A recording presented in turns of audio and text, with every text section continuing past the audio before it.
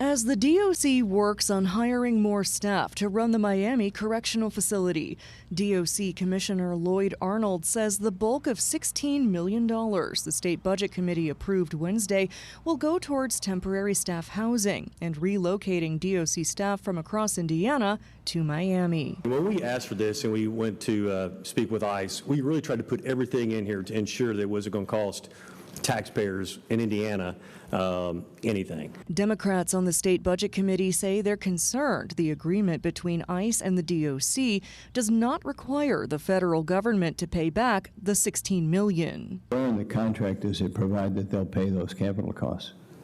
It's part of the per diem rate that we put in. So there is not, let's be very clear, there is not a contractual provision. Commissioner Arnold says he's confident the per diem rate the federal government will pay for per detainee will cover the $16 million price tag. We wouldn't be doing it if there was not a built-in profit. The governor's office says the federal government has guaranteed paying the state at least $80 million over the next 2 years to house immigrants here illegally at Miami. If the facility maintains its max capacity of 1,000 detainees, that number jumps to more than $200 million. I don't think they would have offered it if they couldn't handle it, and it'll be the federal government is, paying for it. But Democrats also say they're concerned about a provision that ICE will not detain any undocumented immigrants with pending criminal charges at Miami. As I understand this agreement, if there's a criminal, they're not going to be in there.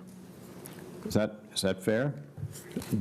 There's no current charges against him. Governor Braun has repeatedly said the state would help ICE as long as they focus on going after the quote-unquote worst first. I, as the leader of our state here, said we're going to cooperate with them as long as it's focusing on the people that came into the country illegally and then broke the law to boot. We've also learned that the detainees housed at the Miami Correctional Facility will be adult males only. The agreement between the DOC and ICE will go into effect October 1st.